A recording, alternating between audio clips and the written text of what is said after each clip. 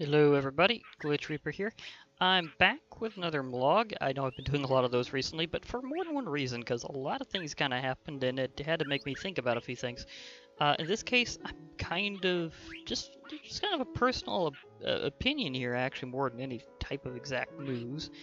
But I was just thinking about how sometimes disruption can be a good thing, because I've had a lot of things that kind of happen quickly, and although I did have a few things that were kind of long-term, the point is that at the same time I had to kind of rethink about how some things were going. Because I was thinking, well, what if I didn't get to keep all those files? So what would I do? And that's kind of got me thinking of some things going forward, including the possibility of maybe doing some more focused series as well. Like, for example, I was thinking maybe of doing something very particularly focused on the ether. Because I knew that's something I could set up quickly, even if I'd had an issue with like my previous mod packs, which some of them are still fully intact, and I got a lot of the worlds back and everything. Technic specifically has been such a trooper through this whole thing. I mean, wow. Thanks, Technic. But there's been other things too that have kind of went through, and I was able to save a few things otherwise. But it's just kind of making me think about, well, going onward, what could I set up and be able to actually do, maybe just as is, or maybe just quickly or something. And of course, there's been some ups and downs too, like not just this disruption, but some other things have kind of happened, and it made me rethink about some stuff. Like, I was going to do Modding Frontier, but the server kind of had a major server crushing issue. So yeah, that may mean that I'll probably go back to some other ideas. I might join up with some other modded servers instead, or I might do classic what works for me.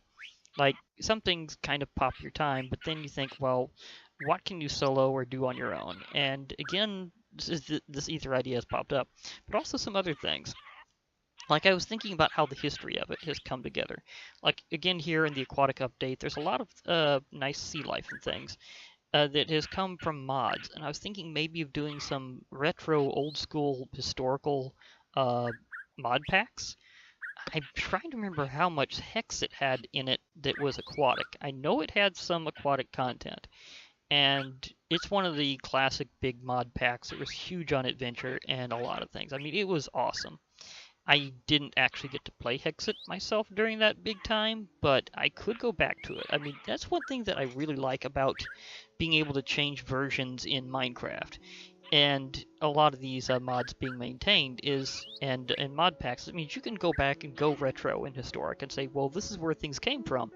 So yeah, there's definitely that. It's also amazing to go back to Hexit and figure out which mods have been maintained either this whole time, or which have had big skips, and which ones have been kind of lost to the mists of modding history. But at the same time, it's just one of those things that I'm thinking of kind of doing various things with some mods, both retro and new, and some have been making some interesting comebacks. I'm kind of privy to some interesting information on a few things, and this is partially because of my subscribers. So I got a few of you very specifically to thank for this. And one of which has been the news of, certain mods of being, well, some of them I already knew because they were I was checking out in the forums, so I kind of knew in advance, but some others I'm going, wait a moment, when did that happen? And one of them has been DivineRPG. Now, a lot of you may not know about DivineRPG, because it kind of got stuck in the 1.6.4, 1.7.10 type territory. So yeah, well, it was a huge mod. It was one of the first that was really big into tons of bosses, mobs, and dimensions. Like, just this massive mod that adds tons of different progress for you to go through, and makes we're just playing through just that one mob alone. Darn lips. That one mod alone would be just epic. And it's one of those things that kind of started that.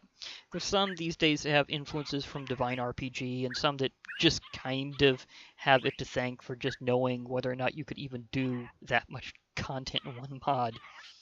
But yeah, and that's coming back. There's an official port being made all the way up to 1.12.2. Now, the mod author has asked me to get a few other modders together to help him out, because he's kind of needing some tips and or suggestions and stuff to help him out with the port. So I know there's a few modders that actually watch my channel, and I really like that, actually. And if any of you are watching this, I can get you the information on it more over time.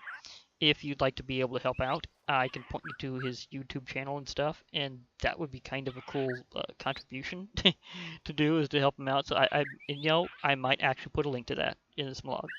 I'm going to do that. I'm going to put the link to his YouTube channel into this vlog. Now, it's not currently out on Curse or, for that matter, any major area, so you won't be finding it that way. He does have a GitHub for it, so it is being cataloged under it, and he does have official word from Zalova to keep this on.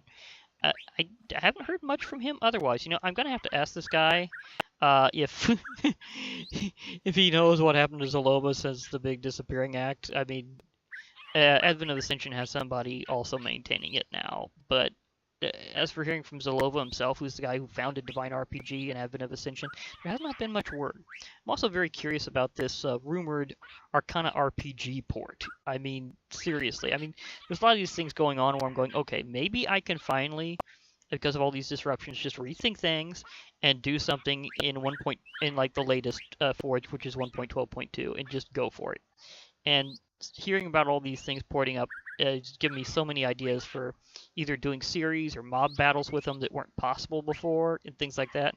Like, imagine the jump that there's been. I mean, there's several really cool mobs mods that have things that are only after the combat update, or for that matter, just after 1.8, which was a big coding barrier. A lot of modders decided to skip that, or to not do things past the combat update because they liked old school combat and were kind of obsessed with being stuck with it. But hey, I got a shield. This is cool. Think about that. You don't see this in 1.7.10 unless it's from a mod. A very famous mod that was basically just trying to fulfill the promise of shields named Battle Gear 2. But anyhow, you get the idea. Of course, there's other mods with shields. I'm just calling out that one is the best. Anyhow, as I was saying, with all these news of various ports and stuff, it made me think about all sorts of stuff, whether it be mob battles that weren't possible before because like some have been only developed after that period and you wouldn't be able to really gauge them except by classic candles like the Wither that are a good gauge of strength.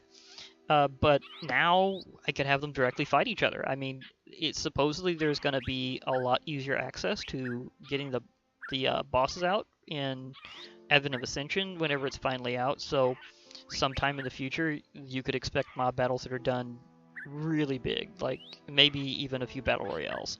I'm not entirely sure how that'll work out, but I do know that some of them will definitely fight, so I'm definitely going to at least have some fights with some other major ones, so I'm definitely going to do that in the future. I don't know when, because I don't know when the port's going to happen, so just saying. I mean, these things take time, I understand that. But it's just I'm getting so many ideas, whether they're for series or mob battles. Well, that's kind of a series. I mean, I do that periodically, so yeah. But anyhow, I'm just saying that sometimes disruption's actually a good thing, because it makes you rethink about what you want to do, or what you can do, and then when you're just thinking what you can do, you suddenly think, oh, that was a really cool idea. Why wasn't I doing that before?